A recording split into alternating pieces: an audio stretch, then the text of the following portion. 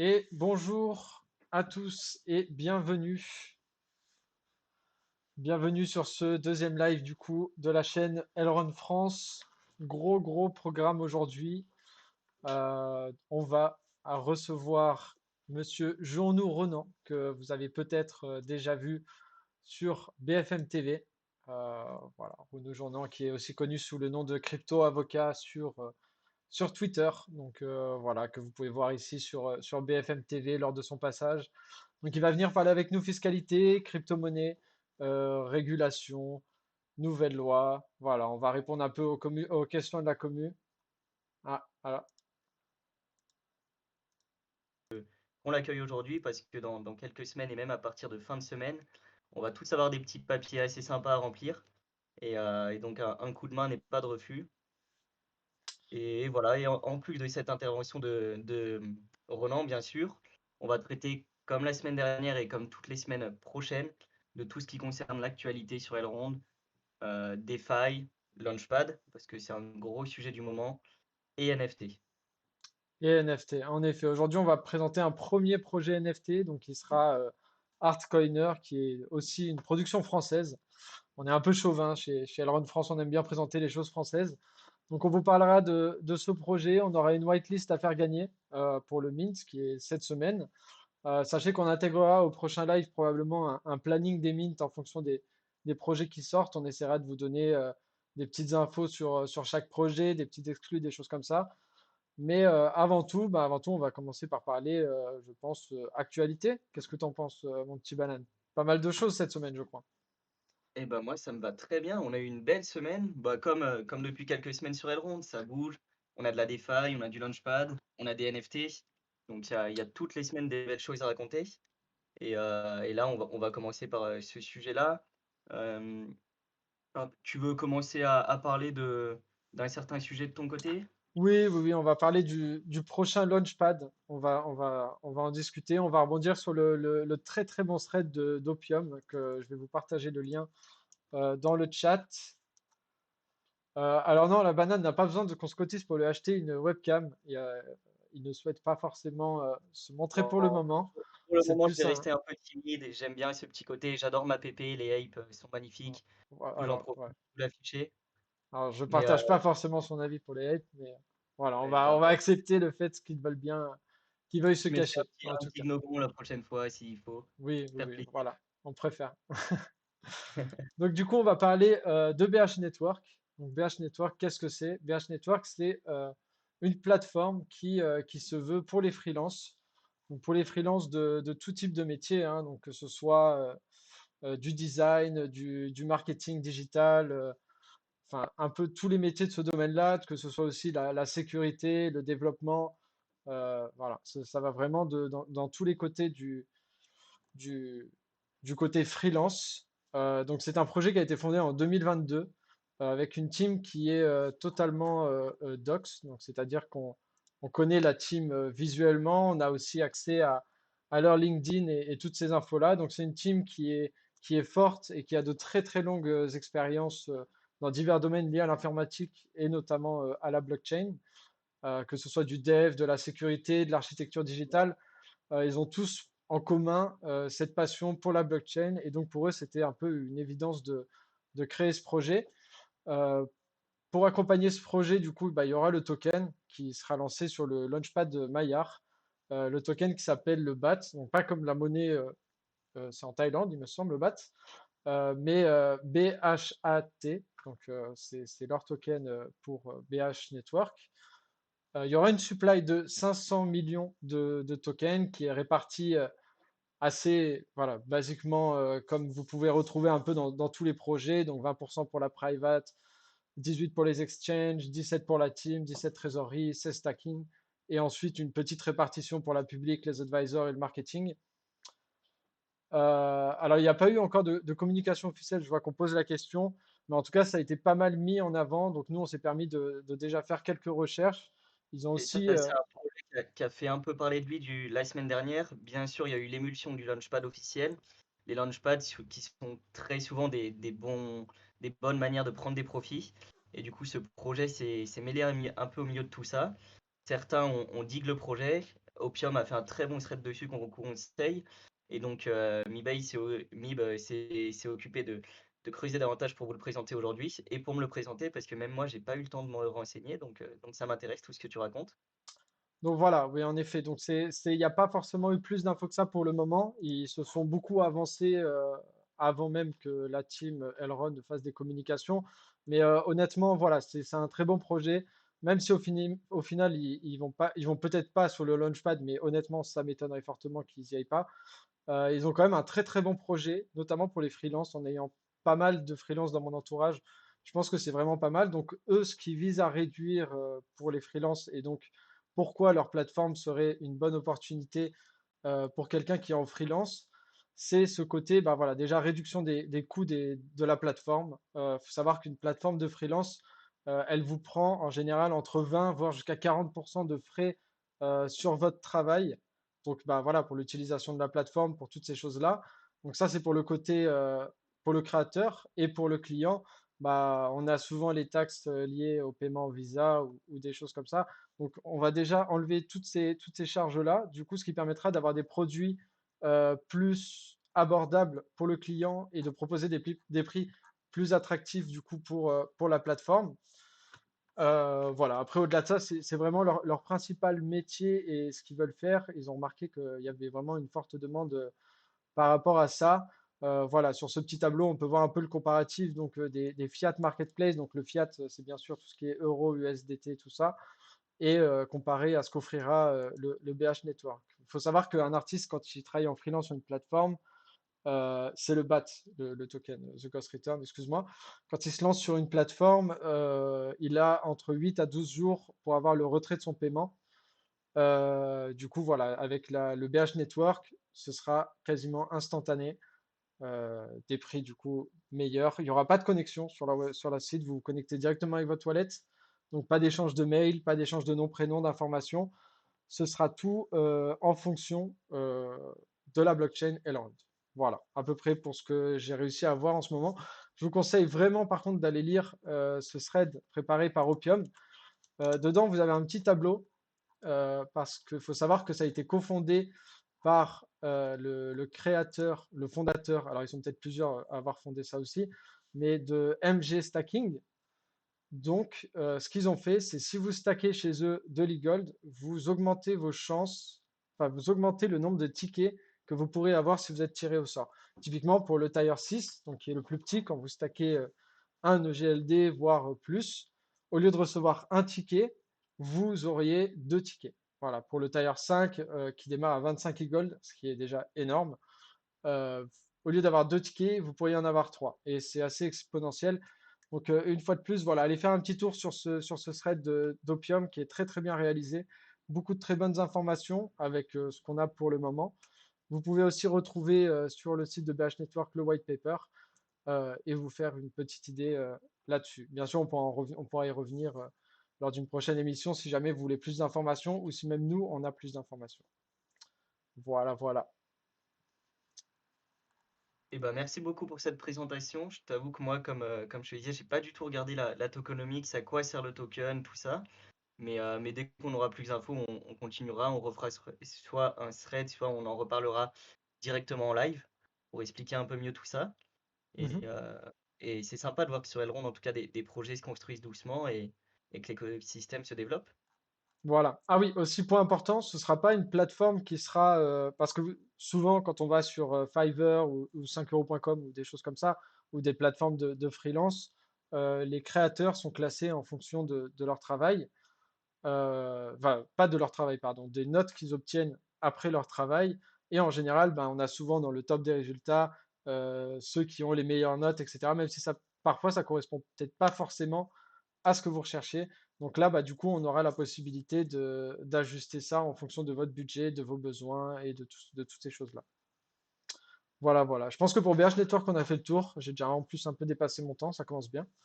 Je crois que tu voulais nous Un problème. parler du méga thread, et je dis bien méga thread parce il fait au moins 60 tweets de Et Benjamin.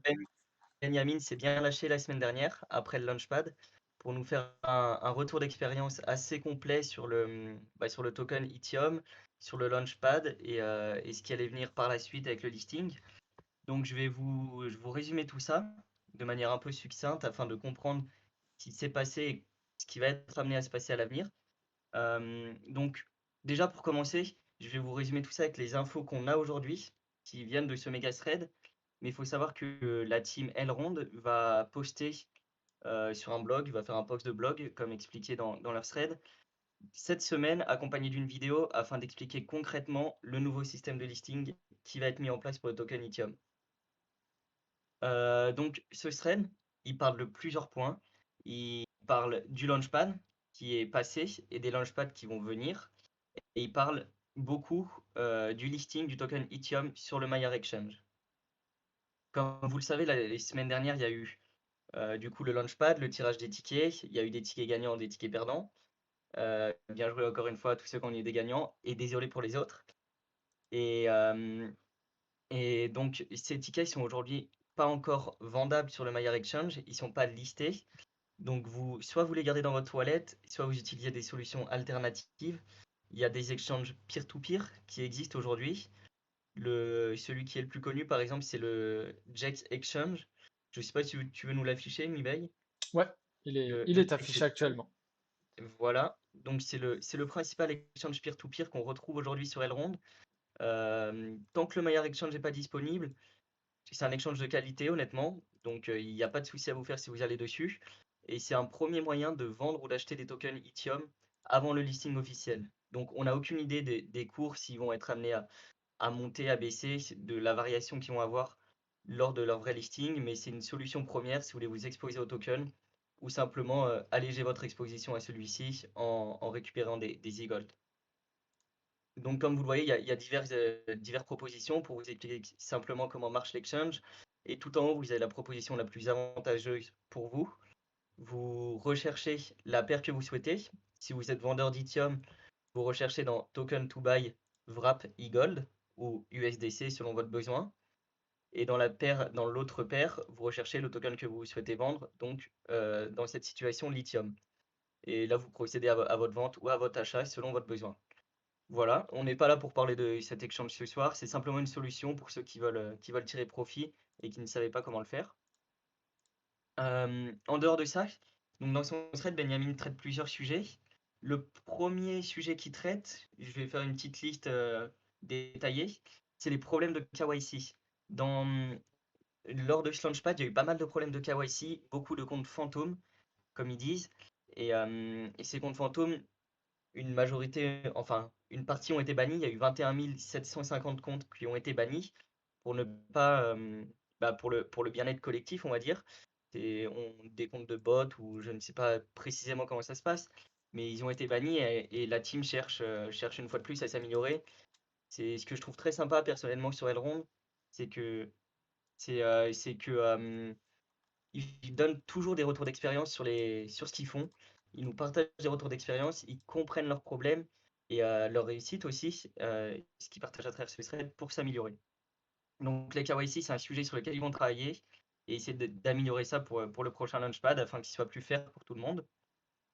Ce thread traite aussi du point des snapshots. Pour ce Launchpad, comme pour le premier, donc celui du token Ride, du projet HoloRide, le snapshot, ça a été un snapshot unique.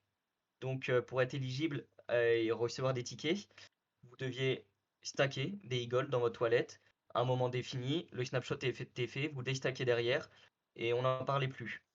Pour le prochain projet, il faut savoir que le snapshot, il sera plus effectué à un instant T. Ce sera un snapshot sur une période définie de 15 à 30 jours. C'est pas encore acté aujourd'hui, mais il faudra stacker pendant 15 à 30 jours des tokens. Si vous déstackez pendant cette période, vous perdez vos tickets. Donc ça, c'est un point important à retenir. L'objectif, c'est de récompenser les holders et ceux qui sont là pour le long terme, simplement. En dehors de ça, il y a un autre point qui est traité dans ce thread, c'est les comptes supérieurs à 10 tickets.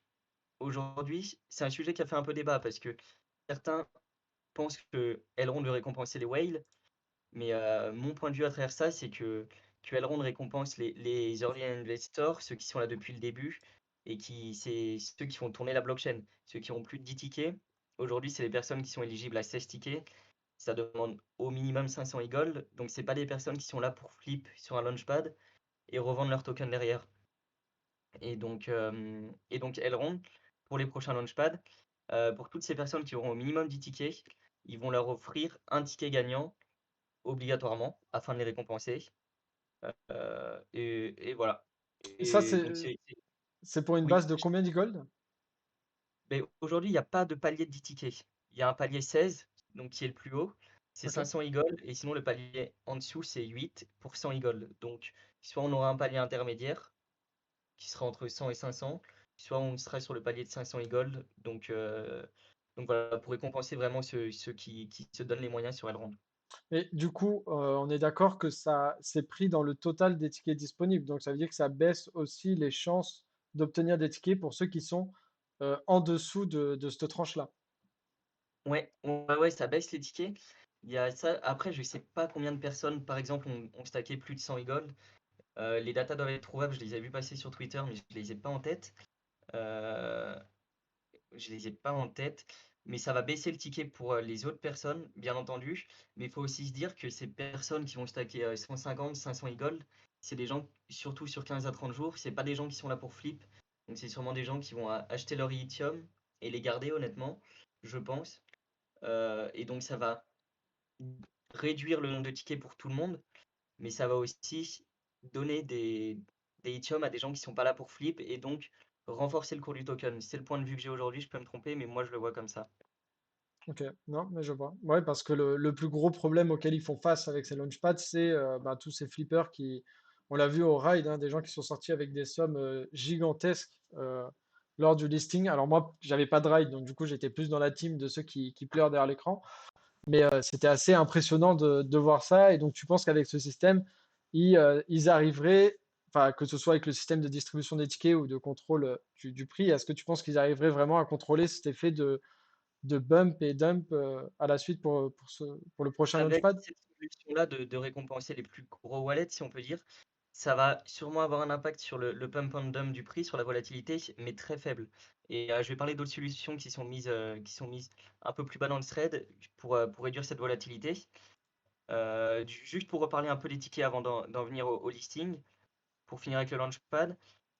Euh, Ce qu'ils disent aussi, c'est qu'il y a beaucoup de monde qui demande à augmenter le nombre de tickets. Aujourd'hui, on est à 10 000, certaines personnes voudraient augmenter ça, mais comme Benjamin le dit, et c'est plus ou moins ces mots, parce que c'est des mots anglais et j'ai un très bon niveau d'anglais, euh, c'est que augmenter le nombre d'argent, l'argent récolté par l'entreprise, c'est pas toujours bénéfique. Pour une startup, lever des millions le jour 1, c'est pas toujours bénéfique, et même pour la communauté. C'est mieux de lever la somme nécessaire, et ensuite, la communauté se récompensera en stackant ou des choses comme ça, et la team aura un revenu plus pérenne dans le temps. Donc voilà, c'est ce qu'il dit. Ensuite, il parle de plusieurs points, des points très positifs, que l'engouement est fou autour de la participation à ce launchpad et que pour s'adapter à cet engouement fou, ils vont devoir trouver d'autres mécanismes créatifs pour satisfaire davantage de personnes à l'avenir.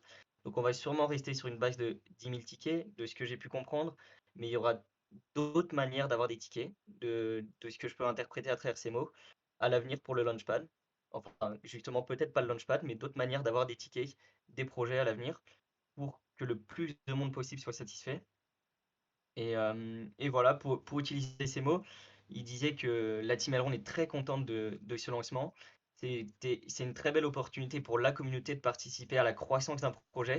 Cependant, il faut noter que ce n'est que le point de départ. Et si vous cherchez vraiment à avoir un investissement, une contribution long terme dans le projet, le listing est fait pour ça. Et donc, on va passer à la partie de listing parce que pas mal de mécaniques vont changer là-dessus. Et juste, pardon, une petite phrase aussi qu'il a citée dans son thread, c'est que il termine en disant qu'il y aura bientôt 5 à 10 launchpads avec tous différentes saveurs et mécanismes pour offrir des opportunités à la communauté. Donc ça, c'est ses mots. Je sais pas ce que ça nous réserve, mais ça nous réserve que des belles choses pour l'avenir. Voilà, alors je me permets juste de rebondir parce que tu disais qu'il y avait 10 000 tickets au total. En fait, c'est une partie que j'ai oubliée pour le truc d'avant, enfin le truc d'avant, pardon, BH Network. Il faut savoir qu'on sait déjà le nombre de tickets qu'il y aura. Donc, il y aura 7 200 tickets.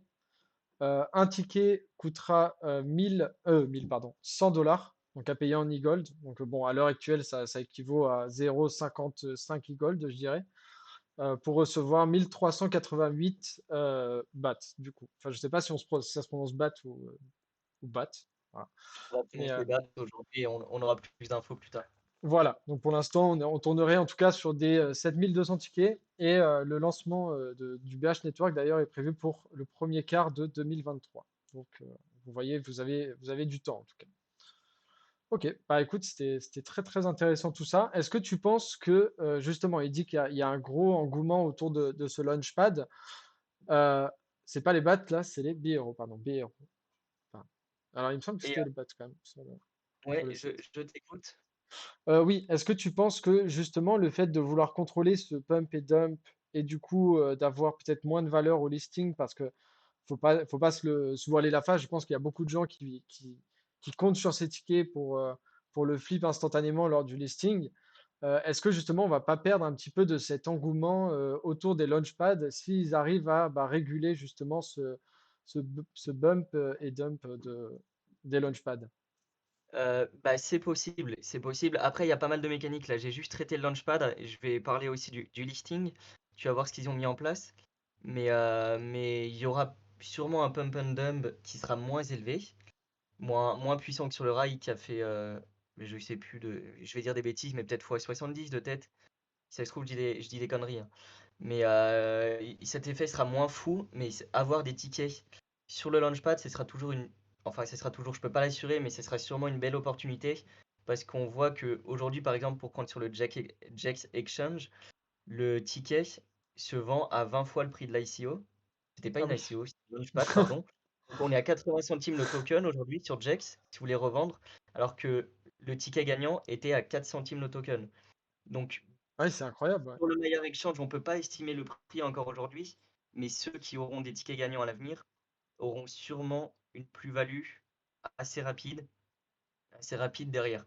Même si le pump sera moins fou, ça permettra peut-être à plus de gens de vendre à un prix assez haut, parce qu'un pump, on fait des mèches folles, mais en haut de la mèche, il n'y a pas de liquidité, c'est des centimes de tokens qui se vendent. Ça nous fait des belles mèches, on miroite tous dessus, mais il y a très peu de gens qui arrivent à vendre les tops et qui arrivent à acheter les bottoms. Et voilà, donc ça va lisser ce prix-là et je pense qu'il y aura plus de gagnants, plus de satisfaits sur le long terme en tant que vendeur ou en tant qu'acheteur. Ok. Et donc, pour traiter aussi, si tu peux revenir sur le thread de Benjamin, parce que là, j'ai parlé du Launchpad, il y a la grosse partie aussi listing du token qui est importante. Pour ce listing, il va être modifié par rapport à ce qu'on a connu avec le ride. Pour faire assez simple, le listing va se passer en 3 étapes. Donc la première étape, ça s'appellera le Price Discovery. Ça va consister, en gros, je vais appeler ça une pool, mais je ne sais pas comment ça se passera aujourd'hui. Mais il y aura une sorte de pool qui va être créée. Et dans cette pool, si vous souhaitez vendre des lithiums, vous poserez, par exemple, vous avez 5000 tickets, 5000 lithiums grâce à votre ticket. Vous souhaitez en vendre 2000, vous en posez 2000 dans la pool. Et vous ne connaissez pas le prix auquel vous allez vendre. Mais en face de vous, une personne va vouloir en acheter pour 5 e-gold, par exemple, et va poser 5 e-gold dans cette pool. Et là, ça vous fera un ratio de vente qui sera de 5 e-gold pour 2000 lithium. Donc ça nous fait 400 e-gold lithium. Et 400 e-gold lithium à 200 dollars, ça fait 50 centimes le token. Grossièrement, je ne sais pas si vous m'avez suivi, mais c'est ça. Vous posez ce que vous souhaitez vendre, vous posez ce que vous souhaitez acheter en termes de quantité, et le prix sera défini après une période donnée. Donc ce sera peut-être 2, 3 jours. La team va ouvrir cette pool, vous serez vendeur et acheteur, et à la fin de la période, bah, vos tokens seront vendus ou achetés en fonction de ce que vous avez déposé. Vous ne verrez pas le prix euh, d'achat ou de vente avant la fin de la période. Peut-être qu'on pourra regarder sur l'Explorer, c'est ce que je me dis, si c'est une pool, on pourra voir le nombre de tokens e-gold et le nombre de tokens Ethium sur l'Explorer, et ça nous permettra d'estimer le prix et donc de poser ou non nos tokens. Mais ça, on ne le sait pas encore. Est-ce que Et du coup, en posant, excuse-moi, je te coupe, mais est-ce que en posant du coup dans cette pool, est-ce que tu pourras contrôler le prix auquel tu achèteras ou tu vendras et peut-être annuler ton ordre d'achat ou de vente durant cette période justement, comme tu dis, peut-être de 2, 3 jours, si ça se trouve, elle sera de 2 heures. Est-ce que tu pourras revenir en arrière si finalement ça te va pas comme prix? Alors, de ce que j'ai compris, on ne pourra pas revenir en arrière. J'espère pas dire de conneries, mais de ce que j'ai compris aujourd'hui dans ce thread, on ne pourra pas revenir en arrière. Donc, si tu es vendeur de 2000 lithium, tu vendras dans tous les cas ces 2000 lithium au prix fixe qui sera défini à la fin de la période. Et si tu es acheteur d'une certaine somme d'Eagle, tu seras acheteur au prix fixe. Après, c'est amené à, comme il dit à la fin de son thread, tout ça c'est amené à être modifié. Et ils vont Mhm, publier la vidéo et l'article dans la semaine pour vraiment expliquer le mécanisme. Et ce qu'il faut savoir aussi par rapport à tout ça, c'est que les tokens qui seront achetés durant cette période, donc si vous achetez des Gold ou si vous achetez des Lithium, vos tokens vont être lock pendant 2 à 3 jours après le listing. Donc le jour du listing, vous pourrez réacheter si vous voulez avec d'autres tokens, mais pas avec ces tokens-là. Si vous achetez des Lithium ou des Eagle, ils seront lock pendant 2 à 3 jours et il faudra attendre cette période pour pouvoir les revendre. Une fois de plus, c'est pour éviter la volatilité trop forte qu'il y a dans les listings. Et, euh, et voilà, c'est une solution qu'ils proposent. On verra ce que ça donne. Cette solution, elle va être mise en œuvre sur le testnet cette semaine. Encore une fois, ça a confirmé par la team, mais normalement, c'est cette semaine. Il y aurait une battle of. Je sais pas comment ils vont appeler ça, mais il y aurait une battle. Sûrement quelques e-gold à gagner pour ceux qui testeront. Donc, je vous conseille de le faire. Et ça permettra de voir si la solution est viable ou non et ce qui est à modifier avant le lancement officiel. mhm. Ensuite, sur les 3 étapes, il y en a encore 2 à traiter. Donc là, on a parlé du price discovery. Ensuite, la deuxième étape, ça s'appellera le liquidity adding. Là, une fois que le prix est défini, votre Ethereum vaut 1 dollar, pour faire simple. J'en ai aucune idée, mais on va dire qu'il vaut 1 dollar. Et bah, vous pourrez ajouter des Ethereum dans la pool Ethereum e-gold. Donc à 50-50, vous ajoutez par exemple 200 dollars d'Ethereum pour un e-gold. Et ça vous fera, bah, ça remplira la liquidité de la pool qui va venir sur le Maillard Exchange. Et en échange de ça, la team a boosté l'APR de cette pool. Vous aurez une APR à 1000% par an, qui fait du 3% par jour, grossièrement, pour récompenser ceux qui apportent de la liquidité. Apporter de la liquidité, pour faire simple, ça permettra aussi de réduire la volatilité. Plus il y aura de liquidité dans la pool, moins le token sera sujet à être volatile. Et ça permet d'éviter les pump and dump comme il y a eu avec le ride. Et avec une APR à 1000%, ça peut compenser ce petit effet. Bien sûr, ce sera 1000% sur du LKMEX, j'imagine, du LKMEX ou du MEX tout court. Mais ça vous permettra de remplir la pool et d'avoir un revenu en LKMEX derrière. Et donc la troisième étape, une fois que cette pool sera pleine, ça sera le listing, le vrai listing. Donc là, la pool sera pleine, vous pourrez acheter ou vendre des tokens lors du listing. Il y aura un peu de volatilité, c'est obligatoire. Et les tokens que vous allez acheter à ce moment-là, pendant le vrai listing, eux seront lock pendant 3 à 4 jours. Pendant ce listing, vous achetez jour 1, vous verrez vos tokens 3 à 4 jours après. Ils vont être releasés en 2 phases. Si vous achetez par exemple 100 dollars d'Ethereum, au bout de 3 jours, vous allez en avoir 50 dollars. Et le quatrième jour, vous allez en avoir 50 dollars. Et voilà, c'est à peu près tout pour les mécaniques qui sont mises en place par la team afin de réduire cette volatilité du token. On verra Ok, bien sûr ce que ça va donner à ce listing, mais espérons que ça se passe bien. Vous pressez pas, rushez pas le token, réfléchissez à l'argent que vous pouvez mettre dessus. Et ce listing sera sûrement moins volatile, donc on verra bien. ok. Pensez bien du coup à voilà, tous les éléments que vous a transmis Banane, donc c'est-à-dire le lock du token si vous l'achetez le jour du listing, des choses comme ça. C'est des choses dont il faudra penser. Je voyais dans le thread qui parlait d'un listing d'environ 3 semaines. Toi, qu'est-ce que tu en penses? Est-ce que tu penses que c'est quelque chose qui est faisable au regard de tout ce qu'ils doivent tester d'ici là? C'est ça. Juste pour revenir sur un truc, on a un commentaire, 1000% d'APR, bien sûr, c'est une APR dynamique, donc ce ne sera pas 1000% fixe. Ça va être 1000% d'APR au départ de la pool, et ça sera amené à baisser en fonction de la quantité qui sera stackée dans cette pool. Et pour le listing, oui, ils annoncent un listing dans 2 à 3 semaines, voire plutôt si tout se passe bien, mais en fait, ça va dépendre de la battle, du test sur le testnet. Si tout se passe bien, s'il n'y a pas de problème, le listing devrait se faire dans les 2 semaines à 3 semaines. Et s'il y a des problèmes, espérons que non, le listing viendra un peu plus tard. Ok. Bon, après, voilà, moi je préfère qu'ils prennent leur temps, quitte à repousser tout. Moi je suis toujours un fervent défenseur de on repousse pour que ce soit mieux. Donc Ouais, voilà, à voir ce que ça va donner. En tout cas, très très intéressant. Je pense que tu nous feras un petit retour quand ils sortiront leur vidéo de présentation. ouais, complètement, complètement. On en reparlera si c'est dans 2 à 3 semaines. On aura le temps d'en reparler, de voir la vidéo, tout ce qui s'est passé et tout ça. Et comme dit dans le chat, il y aura sûrement pour les plus malins de l'arbitrage à faire entre les exchanges peer-to-peer et puis le Maillardex à ce moment-là, hein. Ok, ok. Bon, bah écoute, je pense qu'on a fait déjà pas mal de tours. Si on voit passer des questions, on pourra revenir sur le sujet de toute façon en cours. Vite fait, avant d'accueillir du coup notre intervenant du soir, à savoir Ronan, pour parler de la crypto-fiscalité, on voulait vous parler d'un projet du coup, bah, parce qu'à la base, on voulait faire un peu un calendrier des projets qui sortent de la semaine, mais cette semaine, il n'y en a qu'un seul. Et donc, on va en parler maintenant. Il s'agit de Artcoiner.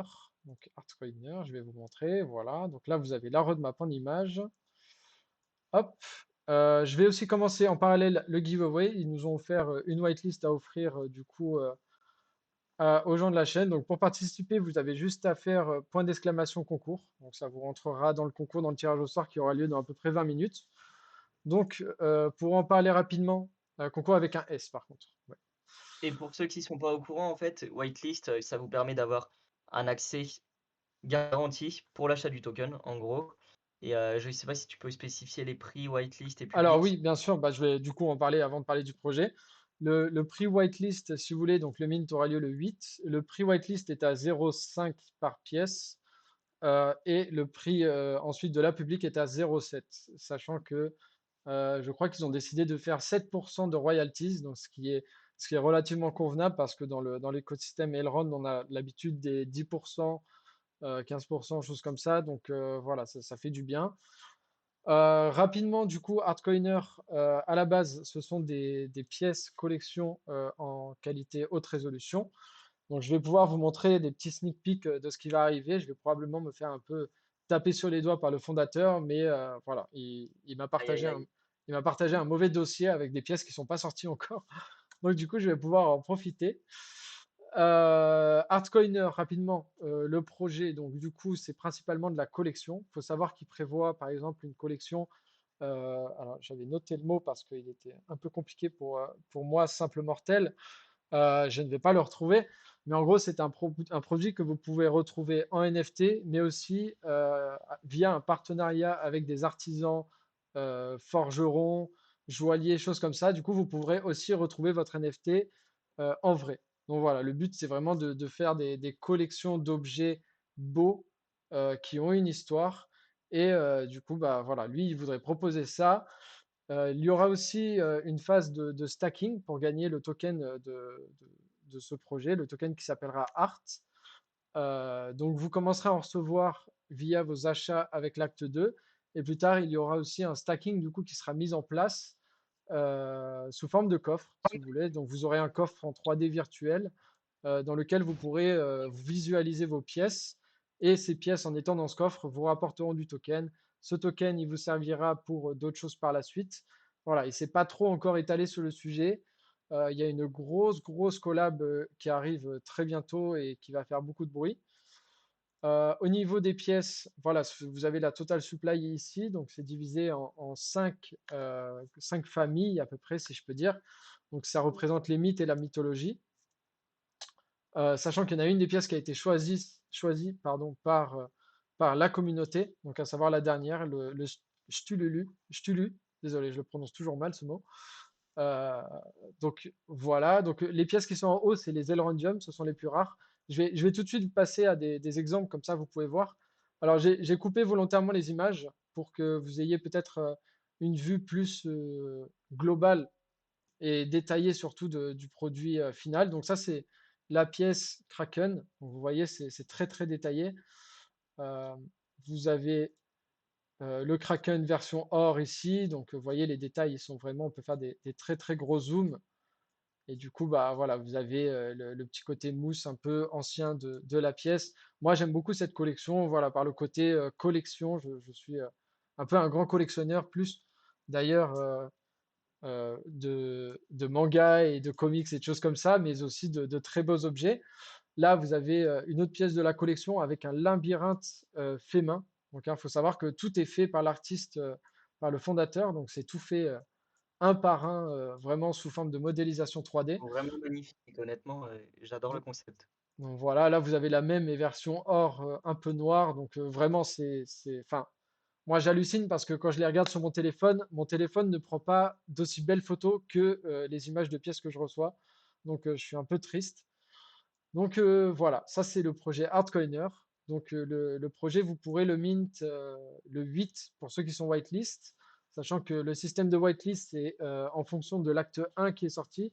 Malheureusement, je n'ai pas préparé d'image pour l'acte 1, mais l'acte 1, c'était 499 pièces euh, qui représentaient le GLD, le Maillard, le MEX, euh, sous quatre alliages, donc à savoir le cuivre, l'argent, l'or et l'allandium. Ici, on retrouve les quatre alliages, mais on a cinq familles. Voilà. Pour l'instant, pas vraiment grand-chose à dire. Les holders, les OG recevront énormément de cadeaux, comme dans beaucoup de projets. Des NFT exclusifs, des NFT collectibles surtout. Il est fait régulièrement des petits jeux sur le Discord pour gagner des cartes collector aussi, des cartes un peu comme des cartes de tarot, si vous voulez, euh, qui vous donnent des avantages pour la suite du projet. Voilà, il y a beaucoup, beaucoup de choses à savoir sur le projet. Le mieux, ça reste encore d'aller sur le Discord et de fouiller un petit peu.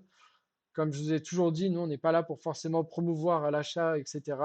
On vous donne le prix, la date, on vous fait gagner un petit cadeau.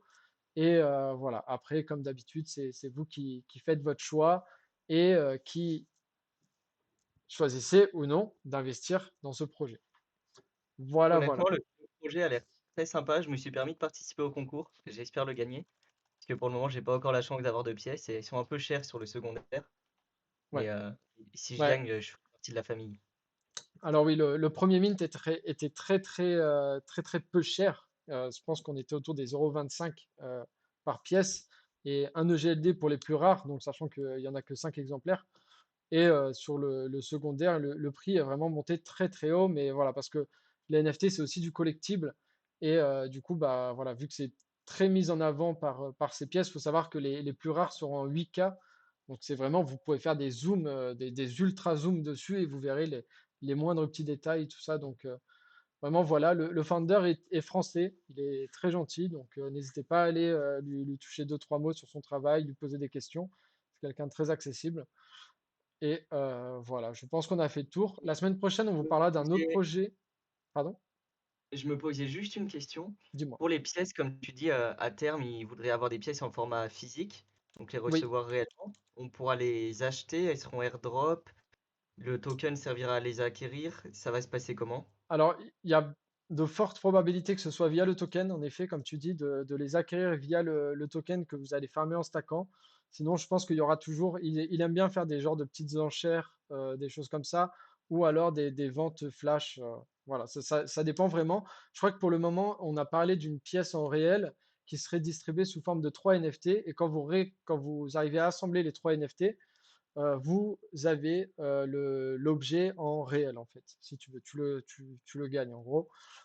Typiquement, si c'est une épée, bah, ça peut être, alors je suis très nul en termes, ça peut être le manche de l'épée, le truc qui fait la jointure entre l'épée et la lame. Voilà, si vous réunissez les trois, bah, vous avez l'épée, vous la recevez en réel chez vous. Voilà. Donc tout ça, ça reste, Ok. d'après ce que j'ai compris, la garde. Merci beaucoup. La garde, putain, je vais me faire tuer si jamais ils voient ça. Mais oui, la garde, exactement. La hampe, le mitre, ok, on me sort tous les termes qui existent au monde. Mais voilà, en tout cas, un projet fort intéressant, en tout cas pour les collectionneurs de la première heure. Donc n'hésitez pas à aller leur faire un petit tour. Je vais vous poster le lien. Le giveaway il va pas tarder à terminer, je pense. Et du coup, bah, on va en profiter pour accueillir notre invité du jour. Banane, qu'est-ce que tu en penses? Et bah avec grand plaisir. Alors, Avec bah, grand je plaisir. On vais a tous hâte de changer la la voir. scène pour passer en discussion avec le chat. Ah oui, sans espace, le concours, s'il vous plaît. Ok. Voilà. Alors, il est là, on va le laisser s'installer tranquillement. Bonsoir Ronan, si tu nous entends. Bonjour, vous m'entendez? Ouais, Oui. super. Alors, je vais faire quelques petits réglages de micro. De mon côté, c'est tout bon. Pour le chat, je ne sais pas si vous Hop, l'entendez bien, n'hésitez pas à nous dire. voilà. Oui, n'hésitez pas à me dire si vous m'entendez bien et si tout fonctionne bien. Alors, ton micro est parfait. Je ne sais pas si tu avais prévu de mettre la caméra ou pas. Ça a l'air nickel pour le chat, en tout cas, de ce que les gens disent. On ne voit Oui, que bah, je moi veux pour bien mettre la l'instant. caméra, mais j'ai peur J'ai peur que la connexion soit pas assez bonne, mais Ah, bah au pire essayez. des cas, on la coupera. Voilà, comme ça les gens voient que c'est bien Ouais, toi. c'est ça. Vous me voyez? On Ouais, te voit. par- On te voit. C'est vrai que c'est un peu saccadé. Non, ça va. Ça a l'air de se stabiliser un peu. Donc bonjour, bienvenue. Merci de prendre ce temps pour être avec nous. Du coup, pardon, Enchanté. excuse-moi, je lisais un peu le chat à côté. Du coup, Ronan, très très connu de Twitter, notamment grâce à ton passage à BFM. Non, c'est pas vrai. Plus connu par rapport, enfin pas plus connu par rapport à ça, mais tu nous as sorti un très très bon thread, pardon, sur la dernière loi en date dont nous aurons l'occasion de parler un petit peu plus tard. Je vais vous partager son Twitter dans le chat. N'hésitez pas à aller faire un tour. Il y a souvent de très bons commentaires, de très bonnes infos. Là, vous voyez, il a fait un petit passage à BFM TV. Comment c'était BFM TV? Bah écoute, c'était très bien. J'y suis allé 2 fois. Donc, Deux fois? Ah, ok. il n'y a pas énormément, ouais. Il y a pas énormément d'avocats qui sont capables, encore, même s'il y en a de plus en plus maintenant, de parler de tous ces sujets crypto. Donc voilà, c'est pour ça que j'y étais allé. C'est toujours un exercice intéressant. Dans la loi, on n'a pas forcément toujours toutes les réponses aux questions. C'est une classe d'actifs assez jeune, hein, donc la loi n'a pas forcément eu le temps de tout encadrer. Et donc, c'est toujours super intéressant intellectuellement. Et puis moi, je m'y intéresse depuis plusieurs années. Donc voilà, mais c'était très intéressant. Ok. Est-ce que tu peux nous parler rapidement déjà de ton parcours, peut-être un petit peu, comment t'es arrivé là? Je pense que tu as fait des études, mais voilà, pourquoi cette branche? Pourquoi ensuite les crypto-monnaies? Parce que je crois que c'est pas forcément ton travail premier, mais c'est une passion pour toi. Est-ce que tu peux nous en parler un petit peu? Oui, bien sûr. Moi, je suis avocat depuis 8 ans. Donc, j'ai commencé en 2013-2014. Et donc, moi, à la base, je suis avocat spécialisé euh, en fiscalité, voilà, et plus particulièrement des entreprises. Et puis, donc voilà, j'ai commencé ma carrière comme ça. Et puis en parallèle, je me suis beaucoup intéressé aux crypto-monnaies à partir de 2018. Et donc voilà, je trouve que c'est un sujet qui est extrêmement passionnant. Et donc au fur et à mesure, en fait, vu que je suis avocat, j'ai des gens qui ont commencé à me poser de plus en plus de questions. Et donc j'ai creusé les sujets moi-même pour pouvoir répondre aux questions que les gens avaient sur tout sujet, mais bon, surtout fiscal, hein. Et, euh, et voilà, et donc j'ai développé une expertise sur le sujet au fur et à mesure, voilà. Et puis maintenant j'ai pas mal de clients dans la crypto-monnaie et des investisseurs, voilà, des entrepreneurs, des particuliers. Et donc on travaille ensemble pour répondre à toutes les questions qu'ils peuvent avoir, et elles sont nombreuses sur le sujet. Donc voilà, j'ai toujours mon activité en tant qu'avocat fiscalité des entreprises. Donc je conseille des groupes, voilà, des startups ou des groupes internationaux.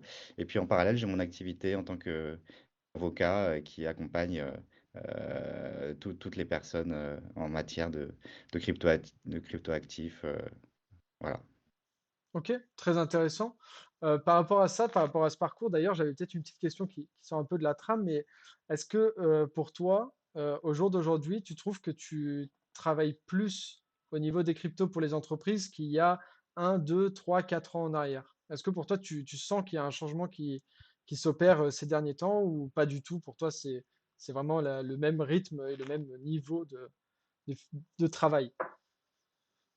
Oui, alors c'est intéressant parce que nous, les avocats, on a vu vraiment toute la communauté et l'écosystème évoluer.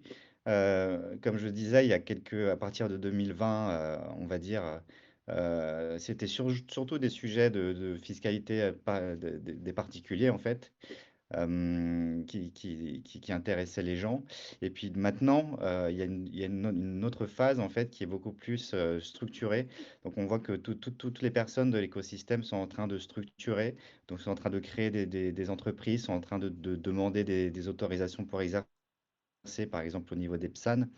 Et donc, on a vraiment une phase beaucoup plus entreprise maintenant. Il y a également des entreprises qui existent depuis longtemps et qui prennent le virage crypto. On a pas mal de boîtes du CAC 40 par exemple, qui sont en train de discuter de projets en interne et d'avancer dans le domaine. Donc, on a à la fois un volet d'entreprises qui sont créées, voilà, par des entrepreneurs qui ont envie de les développer, qui font des ICO. Et en même temps, on a les entreprises traditionnelles qui n'étaient pas du tout dans la crypto à la base, qui sont en train de prendre le virage. Donc effectivement, il y a quelques années, ben, le marché était vraiment beaucoup plus, moins professionnel. Il y avait quelques acteurs dans la crypto, bien sûr, mais beaucoup moins que maintenant. Maintenant, on a un écosystème qui est bouillonnant et avec beaucoup de projets, beaucoup d'entreprises qui sont en train de se monter. Et donc, c'est passionnant de les accompagner. Et ça va faire que continuer. Et toi, dans ton travail au quotidien, ce que tu fais, c'est de l'accompagnement d'entreprise? Tu les conseilles, tu les guides pour gérer leur fiscalité, pour gérer leur introduction à la crypto-monnaie, si je peux dire?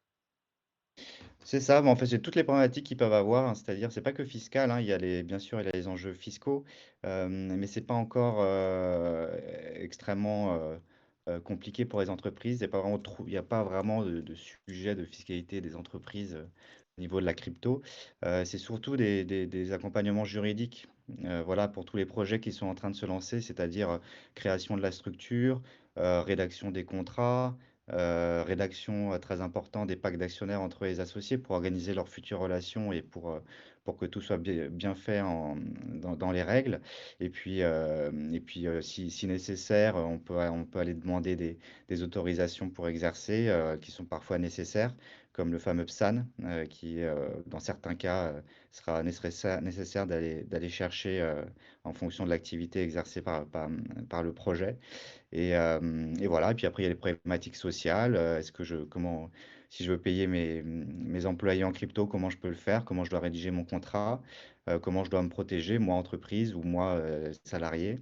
Et puis voilà, tu as les problématiques comptables, mais ça, attends, j'ai des questions comptables, même si moi, je suis pas comptable. Et donc là, je connais de plus en plus maintenant des comptables qui sont crypto-friendly. Et donc, c'est très important pour les clients d'avoir un comptable qui sache répondre et connaître en tout cas les préoccupations et les termes parfois assez spécifiques de la crypto-communauté. Et donc, il y en a de plus en plus, donc c'est vachement appréciable. Donc, c'est bien pour tout l'écosystème parce que maintenant, on a de plus en plus de comptables très compétents, d'avocats très compétents en matière de crypto-monnaie. Donc, tout le monde se développe avec l'écosystème. Tu OK.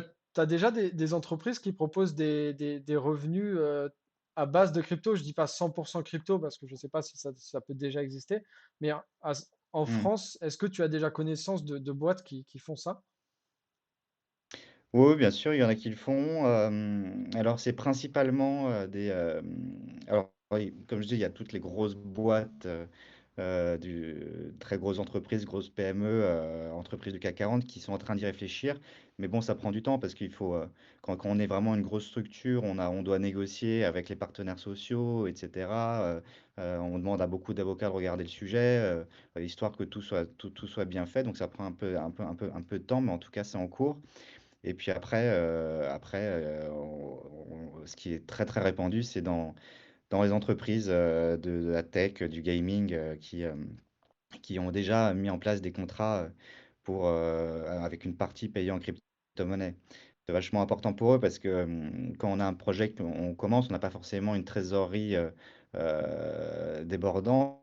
Et donc, le fait de pouvoir de démettre un projet et de rémunérer en partie les personnes qui vont venir travailler sur ce projet en crypto, avec une perspective voilà, de faire un fois 10 fois 100 fois 1000, on peut attirer vraiment des talents sans avoir besoin de sortir un salaire qui serait beaucoup trop élevé pour un projet qui débute. Donc on voit souvent ça dans des projets bien connus de la crypto-monnaie, avec des contrats avec voilà, une partie, bah, bien sûr, que c'est parce que c'est légal, il faut absolument une partie de salaire de base en euros.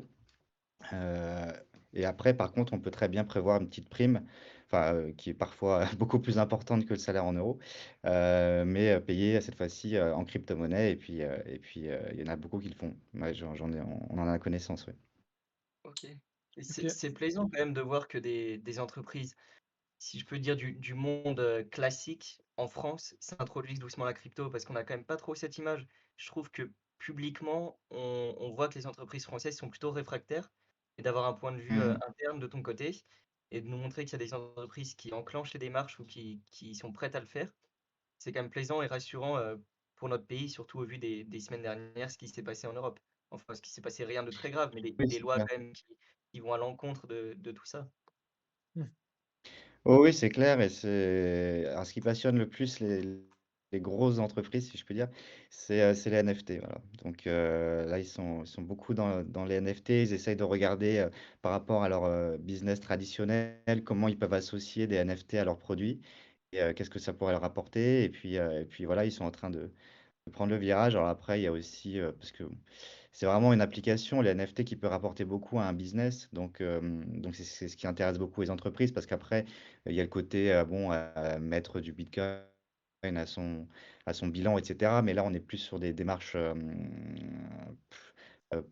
assez idéologiques. C'est-à-dire, on y croit, on croit à la technologie, on pense que c'est le futur. Mais quand on est une grosse entreprise, on raisonne plutôt en termes de business, chiffre d'affaires que ça. Euh, mais bon, il y en a qui le font dans les deux cas. Voilà, il y a différentes stratégies qu'adoptent les entreprises. Et comme je dis, c'est soit les entreprises traditionnelles qui vont plutôt aller sur les NFT, ou soit des entreprises, comme je dis, du gaming, etc., vont carrément rémunérer leurs employés en crypto et puis avoir vraiment beaucoup de crypto à leur bilan. Et du coup, bah, par rapport à cette création d'entreprise et pas intégration des bitcoins dans l'entreprise, on a une question de Ravière NFT sur le chat qui demande est-ce qu'on peut aujourd'hui monter un projet crypto en tant qu'auto-entrepreneur, quid des ventes de jetons, de tokens et du salaire versé en crypto? Flat tax car considéré comme une plus-value. Hmm. Donc du coup, est-ce Bah, disons qu'aujourd'hui c'est que quelque chose de faisable? oui, bah, on peut exercer son activité de différentes manières. En fait, ça dépend si on est tout seul ou si on est avec plusieurs associés. Parce que quand on est tout seul, on peut tout à fait commencer en tant qu'auto-entrepreneur. Après, ça va dépendre du chiffre d'affaires généré par le projet. Mais on n'est pas obligé de créer une structure. Et puis, on peut très bien avoir une comptabilité sans avoir de structure pour enregistrer tous les flux qui sont générés par l'activité en question avec les tokens, etc. Après, on peut décider de basculer dans une structure si on est plusieurs associés, parce que sinon, c'est pas possible. Ou alors, quand on génère un certain montant, où on aura tendance à préférer loger le profit dans l'entreprise imposé à 25% plutôt qu'être imposé à titre personnel. Parce que là, après, ça devient un arbitrage. Est-ce que ça, c'est pas mieux d'avoir une société imposée à 25% tant qu'on reste dans la structure, plutôt qu'être imposé à titre personnel, parfois à 20, enfin à 30, 40, 45, 50%. Donc là, il y a un vrai arbitrage à faire. Mais non, mais c'est tout à fait possible de commencer en tant qu'auto-entrepreneur. Et puis après, si on dépasse les seuils, eh ben, on sera dans une autre catégorie d'imposition, mais ce sera pareil. Et donc c'est tout à fait possible. Il n'y a Aucune aucun problème restriction. à ça, quoi.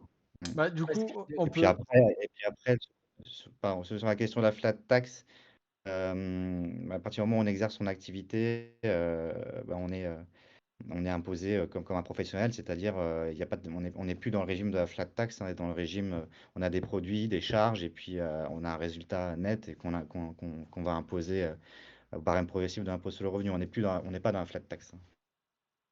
Ok, bah du coup, ça permet un peu de rebondir sur la question de Samuel de Wine. D'ailleurs, bonjour Samuel. J'attends ma bouteille de vin. Comment s'effectue la taxation sur le salaire en crypto pour l'employeur? Est-ce que c'est la même que l'euro ou du coup, je pense qu'il y a peut-être des régulations supplémentaires, des choses comme ça qui font que c'est peut-être Hmm. pas forcément avantageux de passer par l'un plutôt que l'autre. Oui, bah, en fait, ça va être exactement comme le salaire, donc ça rajoute un petit peu de difficulté pour les entreprises, parce qu'on doit avoir toujours les contre-valeurs en euros. Et donc, les entreprises doivent réaliser exactement les mêmes obligations qu'elles ont pour le salaire normal, si je puis dire. Et avec le calcul des cotisations patronales, le calcul des cotisations salariales, et donc tout ça, bien calculé, prélevé et puis versé bien sûr aux autorités qui n'acceptent pas encore les cryptos pour pouvoir payer toutes les cotisations et les taxes. Donc non, non, ça marche tout à fait pareil que pour un salaire normal. C'est juste qu'on doit vraiment veiller à bien calculer, avoir les contre-valeurs en euros et puis bien sûr verser toutes les impositions en euros.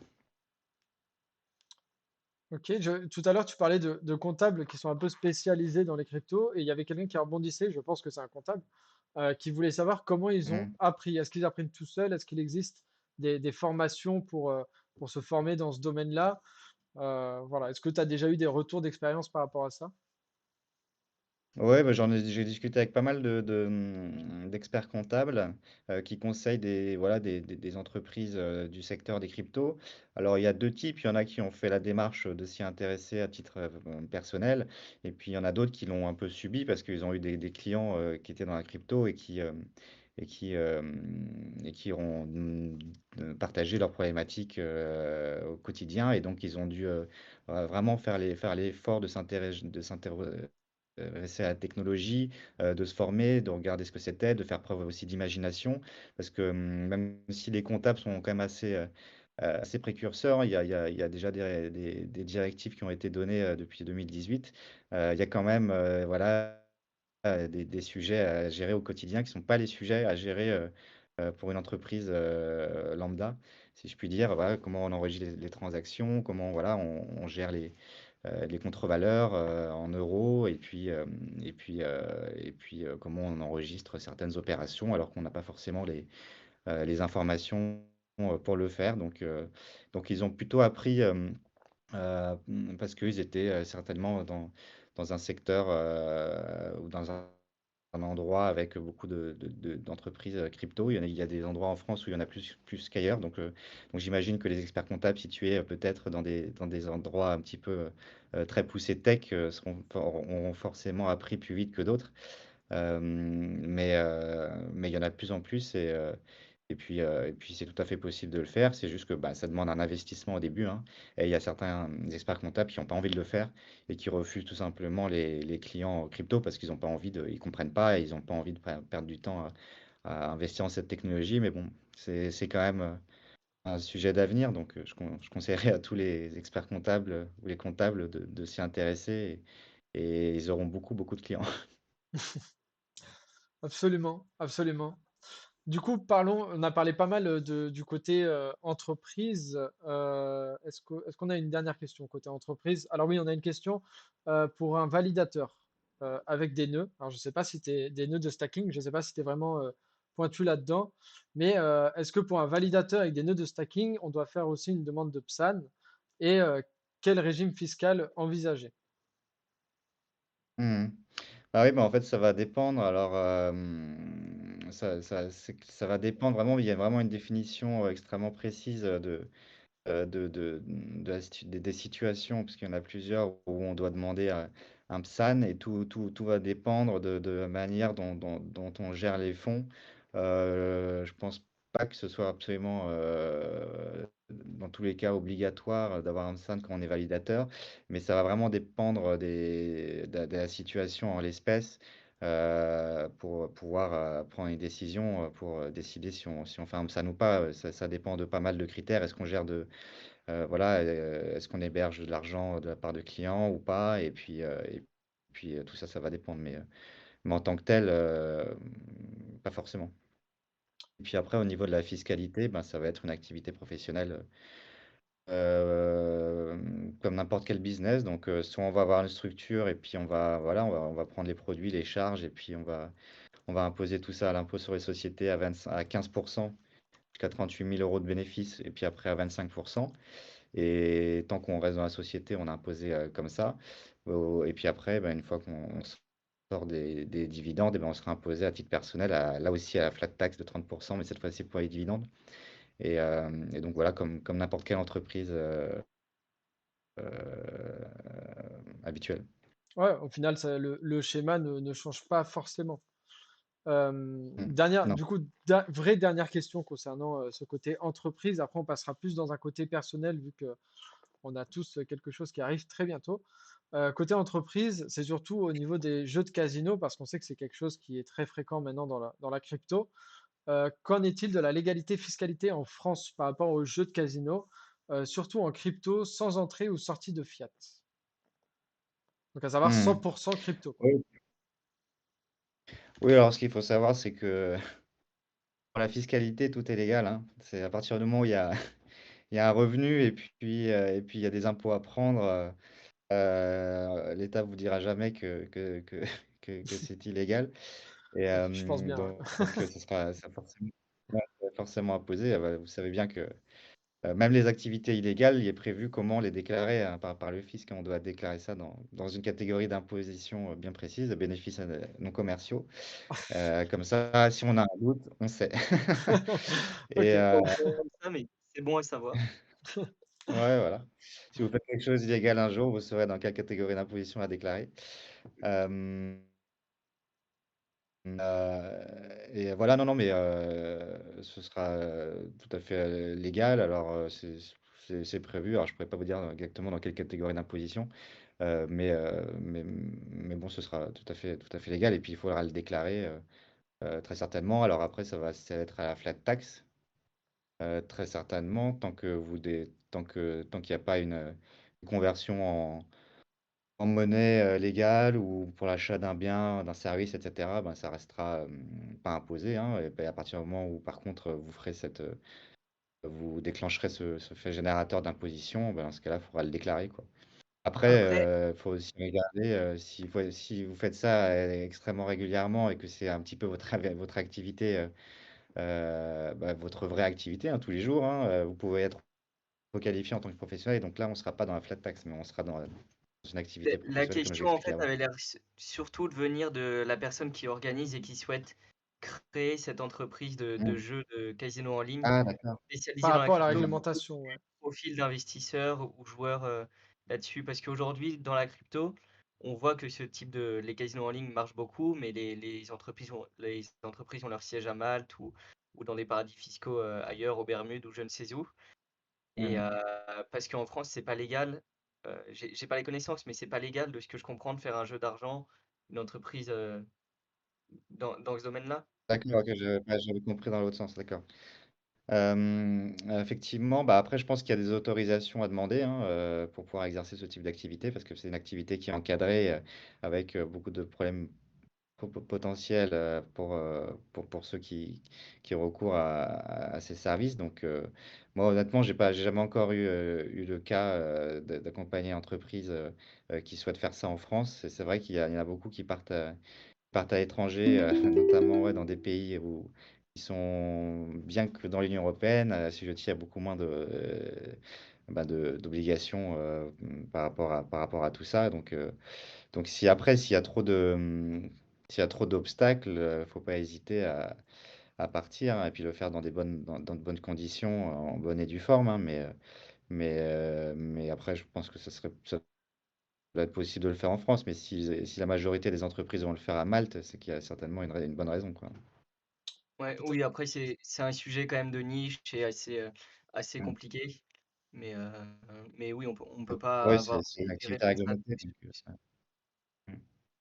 Ok, et ben je vous propose, si vous voulez, on repart sur le sujet un peu plus fiscalité personnelle, comme on va devoir dans les semaines à venir, traiter nos déclarations et puis noter nos impositions et déclarer nos exchanges crypto. Du coup, je voulais bien te demander, qu'est-ce qu'il faut faire aujourd'hui en tant qu'investisseur crypto? J'ai mon portefeuille, mon wallet Binance. Qu'est-ce que je dois faire et à quel moment je suis sujet à payer des impôts par rapport à la crypto-monnaie? Quand je fais des conversions crypto fiat, quand j'achète des produits en crypto, Mm. quel est le fait générateur pour être imposable? Alors, bah, déjà, il faut se poser la question, est-ce qu'on est un professionnel ou est-ce qu'on est un particulier, quoi? C'est la base, parce que ça va dépendre, On de va là se va baser dépendre sur l'imposition. Et les c'est vrai que particuliers, j'imagine, parce que on a eu quelques questions et la plupart du temps, ça doit être des particuliers.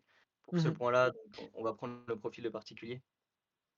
oui, les particuliers, mais en fait, c'est important parce qu'il y a beaucoup de particuliers qui pensent qu'ils sont particuliers alors qu'en fait, ils sont professionnels. Ah, Donc, d'accord. donc Peut-être c'est déjà important parce différencier ce que point-là, alors, ouais. Ouais. En fait, moi j'en ai fait beaucoup pour des clients, c'est une analyse, vraiment, au cas par cas, donc il y a pas de grands principes. En tout cas, on peut se baser sur plusieurs critères, c'est-à-dire, bah, le nombre de transactions, les montants en relation à titre personnel, est-ce qu'on est bon en finance ou pas? Voilà, enfin tous ces critères, qui sont vraiment d'un faisceau d'indices, qui permettra est-ce qu'on exerce une activité, en parallèle ou est-ce qu'on fait que ça toute la journée? Et donc, tous ces critères, ça va déterminer si on est un professionnel ou un non professionnel. Donc, en général, quand on fait ça toute la journée et qu'on n'a pas d'autres activités, on peut déjà partir du principe qu'on a des grandes chances d'être considéré comme un professionnel. Et puis quand on a une activité, en parallèle qui nous prend, 7-8 heures par jour, bon, on a quand même, de gros indices pour dire qu'on est un particulier, quoi. Mais tout ça, c'est une analyse vraiment au cas par cas. Et puis, vraiment en fonction de combien de transactions j'ai réalisées, tous les jours, pas tous les jours, combien, est-ce que j'ai fait j'ai utilisé des éléments un petit peu complexes, en finance comme des couvertures, voilà ça va dépendre de ça parce que si on est un particulier, ben, on est imposé à la flat tax de 30, mais si on est un professionnel, là, eh ben, on n'est pas dans le régime de la flat tax, donc on sera imposé à chaque fois qu'on fait un swap crypto-crypto. Donc on ne bénéficiera plus du régime de sursis d'imposition de la flat tax. Donc je pense que ça, c'est un rappel à faire qui est intéressant, mais on va partir du principe que tous les gens qui nous écoutent sont des particuliers. Et donc dans ce cas-là, à partir du moment où voilà, il y a principalement 3 faits générateurs d'imposition, hein. C'est quand on transforme ces crypto-monnaies en une monnaie qui a cours légal, comme l'euro ou le dollar. Le deuxième, c'est quand on va payer pour acquérir un bien avec ces cryptos ou sa carte Binance. Et après, le deuxième, c'est un petit peu pareil, c'est quand si on va payer les services de quelqu'un, par exemple un avocat en crypto-monnaie, tout ça, ça va déclencher une imposition et puis on devra déclarer ses plus-values. Donc voilà, c'est les principaux éléments. Mais à partir du moment où on reste en crypto, normalement, on n'est pas, c'est sûr, on n'est pas imposé. Donc on est soumis quand même à juste quelques éléments minimum au niveau de la déclaration, mais normalement, on n'est pas censé déclarer des plus-values. Ok. D'accord. Et de ce que j'ai cru comprendre, ce que j'avais entendu aussi, c'est que quand on fait des swaps crypto-euro sur un wallet d'exchange, même si on retire pas ces cryptos sur un portefeuille, sur un compte bancaire, on est sujet à déclarer en théorie. Tu peux le confirmer, ça, si je dis pas de bêtises? Non, je pense pas. Ouais, j'ai mal compris ta question. C'est que, Si demain sur mon non, je sais Binance, pas. Ouais. je swap des bitcoins en euros, tout en restant sur Binance, Ah, sans d'accord. les transférer vers mon compte bancaire, est-ce que je dois déclarer cette transaction? Ouais. Ouais, tu dois déclarer. C'est vraiment pas le fait générateur, c'est vraiment pas le transfert des fonds vers un compte bancaire, c'est vraiment voilà, le fait de convertir.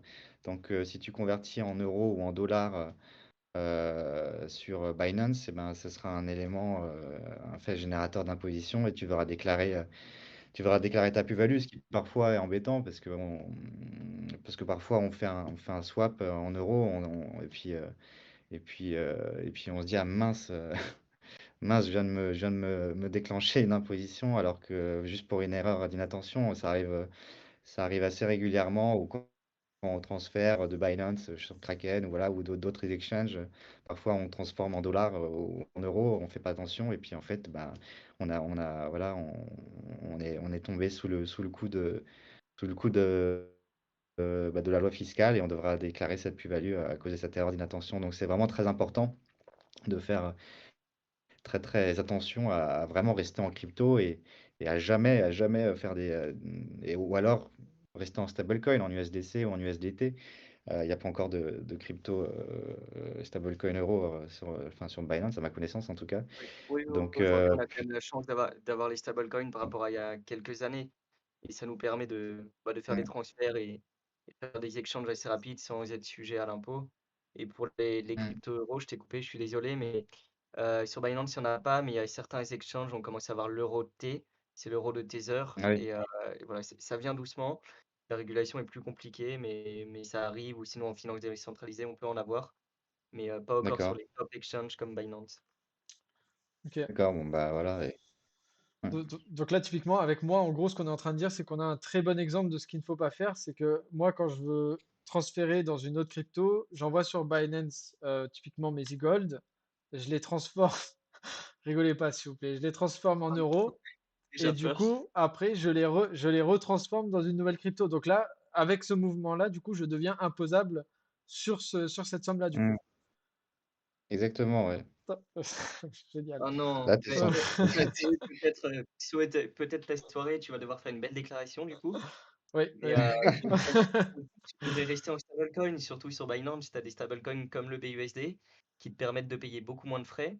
Donc toi, tu as la double sanction Mmh. du payer plus de frais et en plus, en théorie, tu dois déclarer ce que tu fais. Ok. Bah, Mais voilà, c'est, tu sortiras de cette soirée avec plus de connaissances. Je sais pas si je ouais, suis content de les savoir, celle-ci. je peux pas vous je peux pas vous conseiller de faire comme si, rien ne s'était passé, que tout était resté en crypto On a tous fait parce des que erreurs, j'ai j'imagine, au début, des transferts en euros, on n'est pas averti, c'est pour ça qu'on fait cette émission, pour vraiment expliquer aux gens les bases. Et il y a un autre point mmh, important, ça me fait penser, c'est la déclaration des exchanges.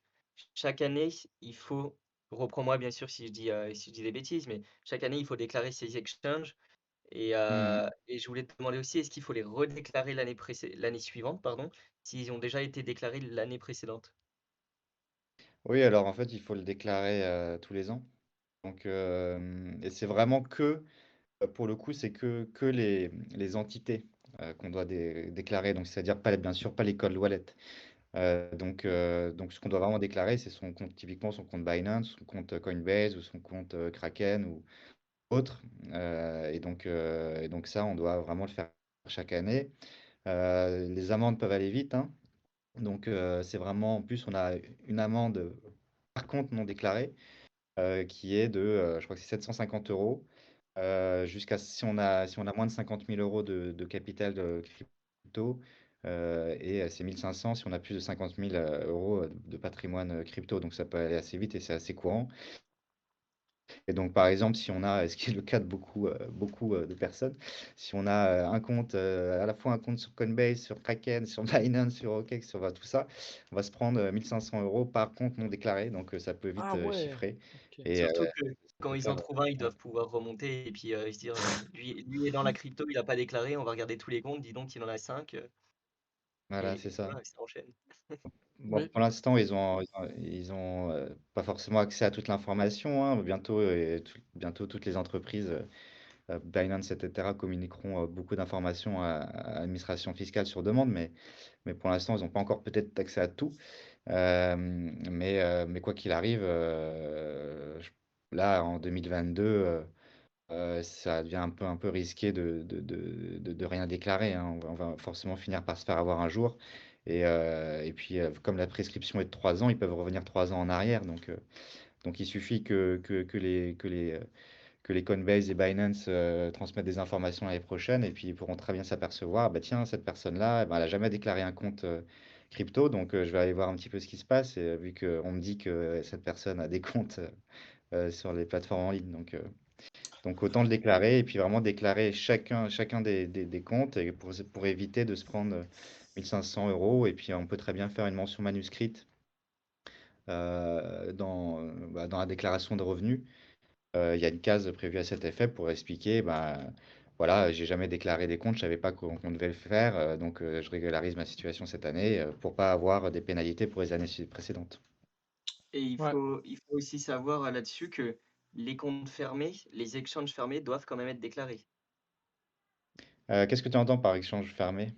Bah, prenons par exemple, moi j'avais un compte Coinbase au tout début, que j'ai fermé, au courant de l'année 2020 Ah. Mmh. et je l'ai quand même déclaré en 2021. Je ne sais pas si j'ai bien fait, mais j'avais cru comprendre que oui, il fallait déclarer même les comptes Oui, oui. fermés. Oui, oui, je te confirme, bah, bien sûr, en 2023, tu auras pu le déclarer, enfin, mais par contre, effectivement, s'il a été ouvert, à une période quelconque de l'année d'imposition, par exemple en 2021 pour cette année, si vous avez eu un compte ouvert, je sais pas, juillet 2021 et que vous l'avez fermé, vous devez le déclarer. Mais par contre, vous devrez plus le déclarer en 2023 vu qu'il aura été totalement fermé pendant toute l'année 2022. D'accord, Ok, bon, en ok. tout cas, voilà. Juste une petite parenthèse pour les gens qui se moquent de moi. Oui, je découvre des choses ce soir. Oui, je suis un peu un novice en crypto. Ça ne fait qu'un an que j'y suis. Je pensais pas devoir déclarer, mais je vais devoir déclarer pas mal de choses du coup. Je rebondissais par rapport à une question. On nous a posé la question s'il a une carte Visa Binance et qu'il fait des achats pour le café ou des choses comme ça.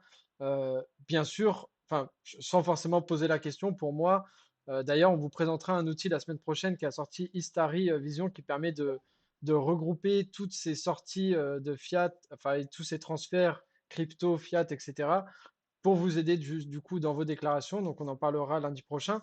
Mais du coup, il demandait est-ce qu'on est imposé sur ces petites transactions? Comme tu disais avant, étant donné que c'est des transactions qui sont faites sur l'exchange, des, euh, des conversions, je pense que du coup, tout rentre dans l'imposition.